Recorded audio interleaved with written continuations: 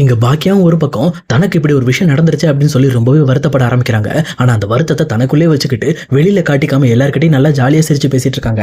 ஆனா இந்த விஷயத்த தெளிவா புரிஞ்சுக்கிட்ட ராதிகாவுமே பாக்கியாட்ட போயிட்டு, என்னாச்சு பாக்கியா, நீங்க ஏன் டல்லா இருக்கீங்க அப்படின்ற மாதிரி இங்க பாக்கியாவோட முகபாவனைகளை வச்சு அவங்க கண்டுபிடிச்சிடறாங்க.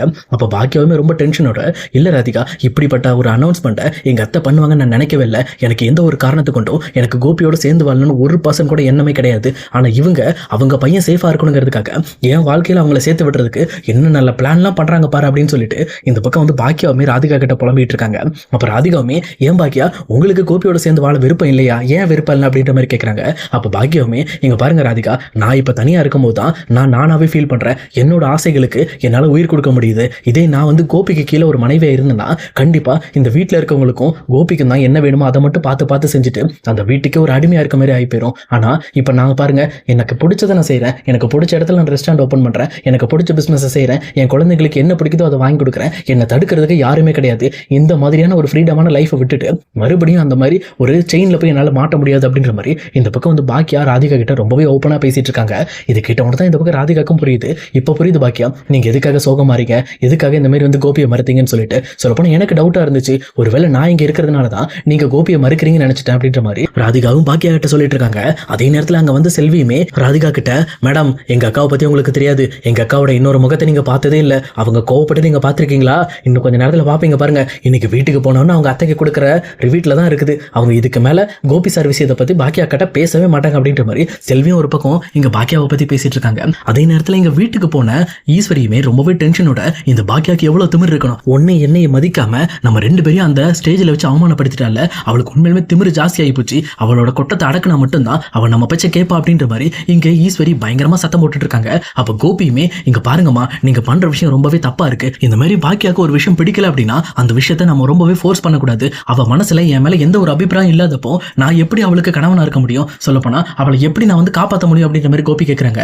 அப்ப ஈஸ்வரி இருந்துகிட்டு, இங்க பாரு கோபி, கண்டிப்பா உங்களோட கடைசி காலத்துல நீங்க ரெண்டு பேரும் தனியா இருக்க நிலைமை வரும், அப்போ உனக்கு பாக்கியாவும் பாக்கியாக்கு நீயும் சேர்ந்து நீங்க ரெண்டு பேரும் நல்ல ஒரு கப்பலா வாழ்வீங்க, அதுக்காக தான் இந்த விஷயத்தை நான் பண்ணேன், ஆனா இதை புரிஞ்சுக்காம பாக்கியா இப்படி பேசிட்டான்னு சொல்லி அவங்க ஒரு பக்கம் கோவத்துல இருக்காங்க. ஆனா அதே நேரத்துல இந்த பக்கம் பாக்கியா, செல்வி, வீட்டுல செல்லியன் எல்லாருமே கிளம்பி வீட்டுக்கு வராங்க. வந்தது மட்டும் இல்லாம இந்த பக்கம் ரொம்பவுமே கோபத்தோட பாக்கியா வந்துட்டு, ஏன் அத்தை, உங்களுக்கு என்னாச்சு, உங்களுக்கு என்னதான் பிரச்சனை, ஏன் கோபியை என் வாழ்க்கையில நீங்க திணிக்கிறதுக்கு இந்த அளவுக்கு போராடுறீங்க அப்படின்ற மாதிரி ஈஸ்வரியை பார்த்து ரொம்பவே சத்தம் போட்டு கத்த ஆரம்பிக்கிறாங்க.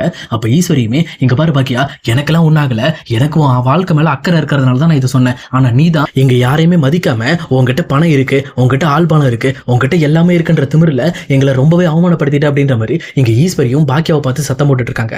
அப்ப பாக்கியாவுமே, இங்க பாருங்க அத்தை, நான் ஒன்னும் ஆணவத்தெல்லாம் ஆட கிடையாது, என் லைஃப்ல இவர் தான் எனக்கு கணவனா வரணும் அப்படிங்கறத நான் தான் முடிவெடுக்கணும், சொல்லப்போனா இப்போ நான் பழைய மாதிரி இருந்திருந்தா நீங்க சொன்ன எல்லா விஷயத்தையும் நான் கேட்டிருப்பேன், ஆனா இப்ப நான் பழைய பாக்கியா கிடையாது, என் லைஃப்ல யார் வேணும் யார் வேணாங்கிறத என்னால தேர்வு பண்ண முடியும், என் லைஃப்க்கு கோபி செட் ஆக மாட்டாருங்கிறத நான் எப்பவும் முடிவு பண்ணிட்டேன், ஆனா நீங்க இன்னுமே வந்து உங்க பையனுக்கு நல்லது நடக்கணுங்கிறதுக்காக கோபி எப்படியாவது என் வாழ்க்கையோட சேர்த்து விட்டு நானும் கோபி சந்தோஷமா இருக்கணும்னு பாக்குறீங்க, ஆனா நீங்க நான் சந்தோஷமா இருக்கணும் கூட நீங்க யோசிக்கல, உங்க பையன் சேஃபா இருக்கணுங்கிறதுக்காக யோசிக்கிறீங்க. எதுக்கு?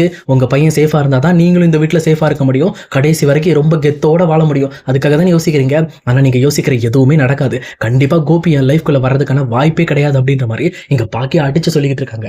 அப்ப ஈஸ்வரியுமே, இங்க பாரு பாக்கியா, நான் பேசுறது நீ கேட்கல அப்படின்னா கண்டிப்பா ஒரு காலத்துல உன் பசங்களால நீ வெறுக்கப்பட்டு நீ வந்து ரொம்பவே கஷ்டப்படுவ, அன்னைக்கு நான் சொன்னதை நீ செஞ்சிருக்கலாம்னு சொல்லிட்டு நீயே யோசிச்சு பாப்ப அப்படின்ற மாதிரி இங்க ஈஸ்வரி சாபம் விட ஆரம்பிக்கிறாங்க. ஆனா இதை பார்த்துட்டு இருக்க பாக்கியாவுமே, இங்க பாருங்க அத்தை, நான் ஒன்னும் உங்களை மாதிரிலாம் புலம்பி தள்ள மாட்டேன், எனக்கு என் லைஃப்ல யாருமே துணை இல்லைனாலும் சரி கண்டிப்பா வந்து கடைசி நிமிஷத்துல கூட என்னோட தெம்பை வச்சு என்னோட திறமையை வச்சு எனக்கு பொழைச்சிக்க தெரியும் அப்படின்ற மாதிரி ரொம்பவே டென்ஷனோட சொல்லிக்கிட்டு இருக்காங்க. அப்ப பாக்கியா டென்ஷன் ஆகிறத பார்த்த கோபியுமே, பாக்கியா நீ டென்ஷன் ஆகாத, அம்மா ஏதோ தெரியாம பேசிட்டாங்க, இதுக்காக நீ இவ்வளவு டென்ஷன் ஆகி அம்மாவை சத்தம் போடலாம் தேவையில்ல அப்படின்ற மாதிரி அவர் பாக்கியாவை கண்ட்ரோல் பண்ண பாக்குறாரு. ஆனா பாக்கியாவும் அந்த அப்படியே ஈஸ்வரி மேல இருந்த கோபத்தை கோபி மேல திருப்புறாங்க. கோபியை பார்த்து, ஏன் கோபி, உங்க அம்மா இப்படி ஒரு விஷயத்தை அனௌன்ஸ் பண்றாங்க அப்படிங்கிறது உங்களுக்கு முன்னாடியே தெரியுமா அப்படின்ற மாதிரி கேட்கறாங்க. அப்பதான் கோபியுமே, இல்ல பாக்கியா, அம்மா சொல்ற வரைக்கும் எனக்கு கண்டிப்பா இந்த விஷயம் எனக்கு தெரியாது, எனக்கு ஆல்ரெடி தெரியும் உன் மேல எனக்கு எந்த ஒரு இன்ட்ரெஸ்டும் இல்ல, என் மேல உனக்கும் எந்த இன்ட்ரெஸ்ட் இல்லைங்கிறத நான் தெளிவா புரிஞ்சுக்கிறேன், ஆனா எங்க அம்மா தான் இந்த விஷயத்துல அவசரப்பட்ட முடிவெடுத்து என் வாழ்க்கையும் உன் வாழ்க்கையும் ஒண்ணு சேர்க்கணுங்கிறதுக்காக இப்படிப்பட்ட ஒரு தப்பான முடிவு எடுத்துட்டாங்க அப்படின்ற மாதிரி கோபி சமாளிக்க பார்க்கறாரு.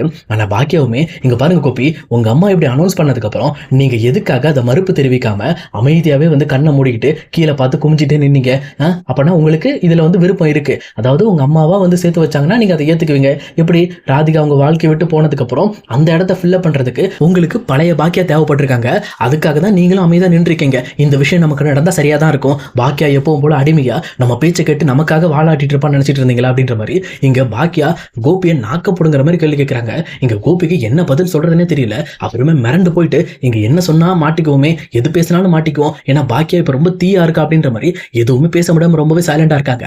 அப்ப இந்த பக்கம் ஈஸ்வரியுமே இங்க பாரு பாக்கியா, என்ன நீ என்ன வேணாலும் பேசிட்டு போ, ஏன்னா எனக்கு நீ சாப்பாடு போட்டுட்டு இருக்க, உன் வீட்டுல தான் நான் இருக்கேன். ஆனா என் பையனை நீ பேசணுன்ற எந்த ஒரு உனக்கு அதிகாரமும் கிடையாது. ஏன்னா என் பையன் எப்பவுமே தனியா சொந்த கால நிக்கிறவன், அவனை நீ எதுக்காக இந்த மாதிரி சத்தம் போட்டுட்டு இருக்க அப்படின்ற மாதிரி ஈஸ்வரி சத்தம் போட ஆரம்பிக்கிறாங்க.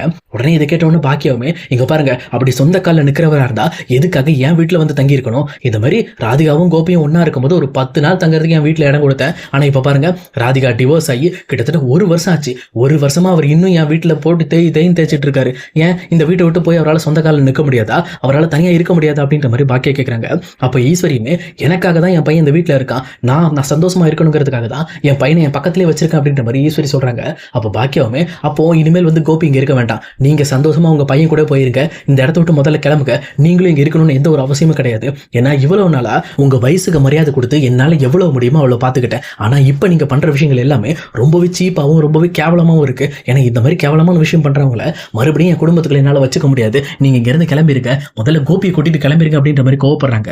உடனே ஈஸ்வரி இருந்துகிட்டு என்ன பாக்கிய பேசிட்டு இருக்க, கோபி நானும் எதுக்காக இந்த வீட்டை விட்டு கிளம்பணும்? சொல்லப்போனா இனியாவோட கல்யாணம் முடிகிற வரைக்கும் நாங்க இந்த இடத்த விட்டு நகர மாட்டோம், அவளுக்கு நாங்க என்ன செய்யணும்னு ஆசைப்படுறோமோ அது எல்லாத்தையுமே செஞ்சுட்டு தான் இங்கிருந்து நாங்க போவோம் அப்படின்ற மாதிரி இந்த பக்கம் வந்து ஈஸ்வரி பயங்கரமா சத்தம் போடுறாங்க.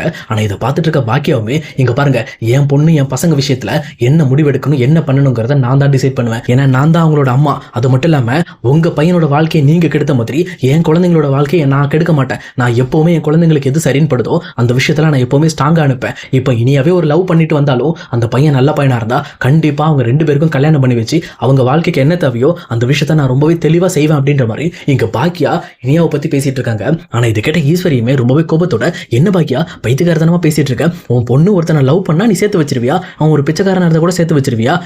என்ன இது ஒரு தராதரம் பார்க்காம நீ இப்படி பேசிக்கிட்டு இருக்க, நீ என்ன மைண்ட்ல பேசிக்கிட்டு இருக்க, நீ பேசுற விஷயம் எதுவுமே சரியில்லை, நீ உன் பாட்டுல வாய்க்கு வந்ததெல்லாம் பேசிக்கிட்டு இருக்க, இப்படிலாம் நீ பேசிட்டு இருந்தனா நீயும் சரி உன் குழந்தையும் சரி ரொம்பவே கஷ்டப்படுவீங்க அப்படின்ற மாதிரி இங்க இன்னுமே ஈஸ்வரி சாபம் விட்டுட்டு இருக்காங்க.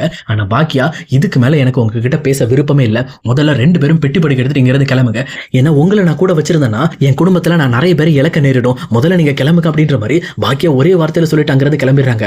அப்ப கோபியுமே இங்க பாருங்கம்மா, இதுக்கு மேல நான் இங்க இருந்தா செட் ஆகாது, தயவு செஞ்சு நான் கிளம்பிடுறேன், என்னை விட்டுருங்க, இந்த நீங்க வரணும்னு நினைச்சீங்கன்னா என் கூட வாங்க, இல்ல நீங்க பாக்கியா கூட இருங்க, அப்பப்போ வந்து உங்களை பார்த்துட்டு போறேன், இனிமேல் நம்ம எல்லாரும் ஒரே வீட்டுல இருக்கிறது எப்பவுமே செட் ஆகாது அப்படின்ற மாதிரி இங்க கோபியுமே ஈஸ்வரிட்டு சொல்றாங்க.